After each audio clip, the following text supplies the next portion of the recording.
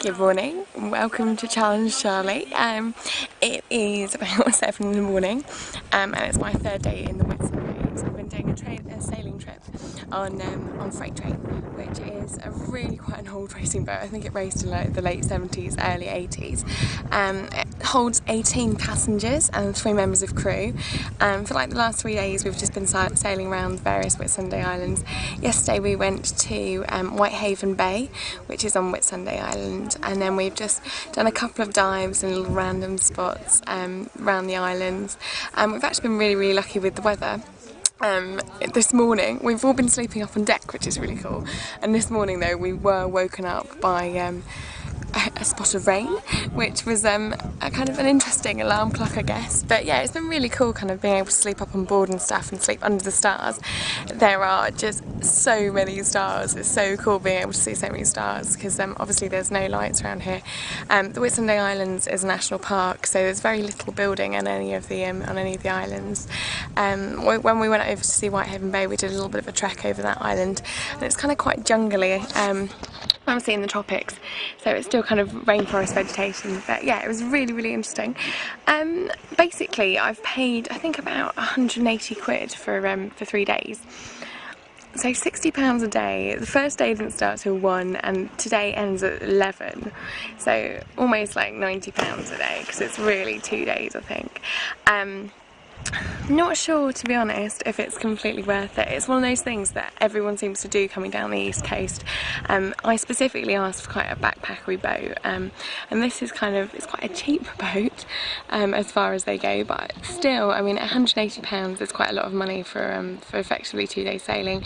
We haven't even actually sailed yet. Today apparently we're going to get the main sail up, but they've had some problems with the sail, so we've just been motoring around. Those of you who've watched my sailing video will know what I thought of sailing in Bournemouth, so I was actually really quite looking forward to seeing if I actually enjoyed it a little bit more when the weather was nice. But we still might get to see that a bit later today, and if we do, obviously I shall film it and show you. It is a dive boat. This is one of the reasons I chose this boat. They've got a dive master on board who can take you out for dives, but each dive costs an additional £30. So I've actually only had one dive while I've been out here. You can obviously go snorkeling. The only problem is if you go snorkeling in the summer around Australia, in their summer, it's stinger season. Basically there are loads of different jellyfish in the water and some of them can actually kill you. One of my friends actually got stung just 3 days ago when we were just down at the beach, so it's a really serious problem. So basically you can't go in the water without a stinger suit on. And our stinger suits for the last 3 days have been really quite thick wetsuits, so they've been quite warm. So it does mean, I think one of the highlights of the Whitsunday sailing is that when you get really warm you can literally just jump overboard and just go in the sea, and you know, you can't necessarily do that. You have to put your wetsuit on and then jump in, which does kind of spoil it a little bit, I have to admit. So if this is something you're thinking of doing, I would definitely try and come out of stinger season. I mean, at the moment the sea is obviously about 28-30 degrees, so in winter it's not particularly cold, I don't think, over here on this coast. But yeah, I think stinger season starts around November, I think, so I would definitely recommend either coming before then or after that. Yeah, it's been an interesting challenge. It's not been a very kind of active one, I have to admit.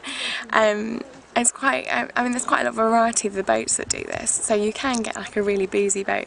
We met some guys who had been doing beers through a snorkel yesterday morning when we were in Whitehaven Bay. This boat is nothing like that at all. Everyone's been in bed about 9:30, so quite tame. I think the thing I'm feeling about a lot about this east coast of Australia so far is just how little kind of activity I've actually been doing. I'm starting to feel quite lazy.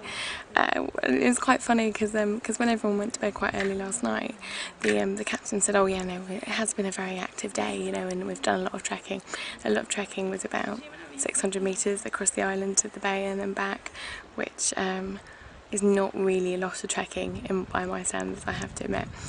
So yeah, I'm looking forward to some more activity. Obviously when I get to South America I can do a lot more cool trekking and stuff, but my next stop is Fraser Island, where I'll be actually spending Christmas Eve and Christmas Day and Boxing Day, which should be really cool. So I shall let you know about that next challenge.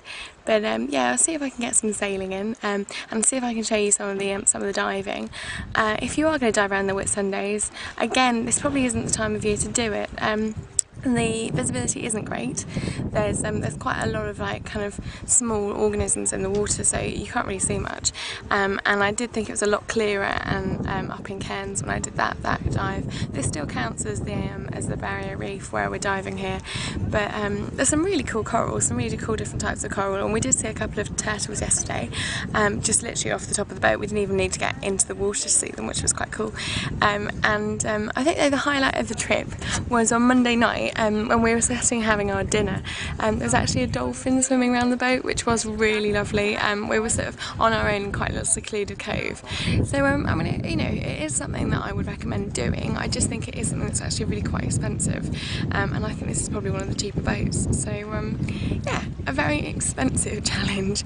Anyway, I shall see you again very soon on my next stop down the East Coast.